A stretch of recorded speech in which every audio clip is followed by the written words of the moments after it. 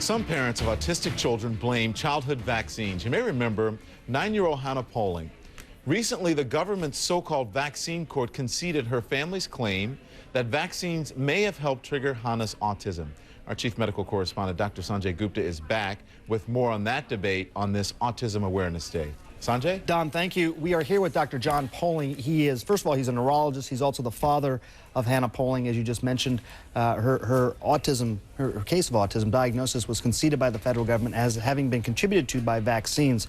That was a pretty startling thing, I think, for a lot of people to hear. We talked to a lot of experts about this. They say, look, vaccines in no way cause autism. You're a neurologist. You're also the father of Hannah. What do you say? Well, I think you bring up a really important point, is that the government, actually the Department of Health and Human Services, conceded that my daughter's medical problems, which are autism, encephalopathy, seizures, were brought on by vaccination.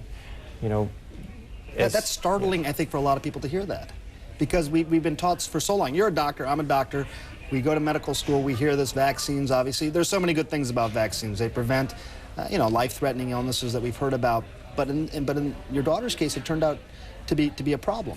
I wouldn't have believed it till it happened to me. To be honest with you, as a doctor, until it happened to me, until I saw the regression, until I saw a normal 18-month-old toddler descend into autism, I wouldn't have believed it was possible.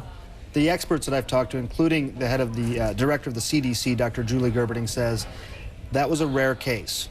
That is not likely to be the norm, or even that's likely to be an exception. What do you say to that? Well, I think a lot of the media outlets have put out a statement that says rare underlying genetic mitochondrial disease. Now, that's 5 words.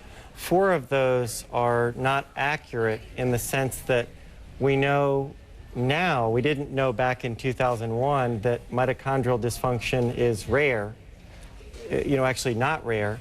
2, we don't know if it was underlying or if it was something that developed later, although certainly there's some genetic underpinnings to it.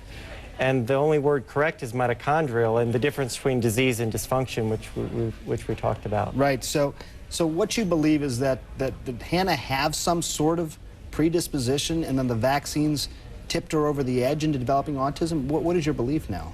Well, I don't think that vaccines are the only way that you can tip over a child like Hannah to regress and have an encephalopathy and have regress into autism. There are probably multiple triggers. In my daughter, clearly it was the vaccinations. That was our experience. As far as other families' experiences, it may be different. The other cases that were at Johns Hopkins, there were only a few like Hannah, and then others regressed for other reasons. It's not really a known entity. I think the thing that a lot of parents, and I have to tell you, as a doctor, now as a parent too, as you know, I have 2 daughters, so I have a 2.5-year-old and a 13-month-old.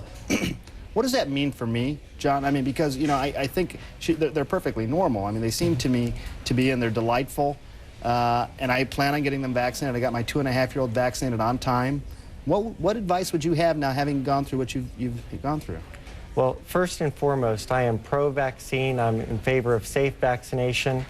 I'm the last person that wants to see measles or polio come back. I had one of the only cases last year of West Nile-induced polio here in Georgia, and it's devastating.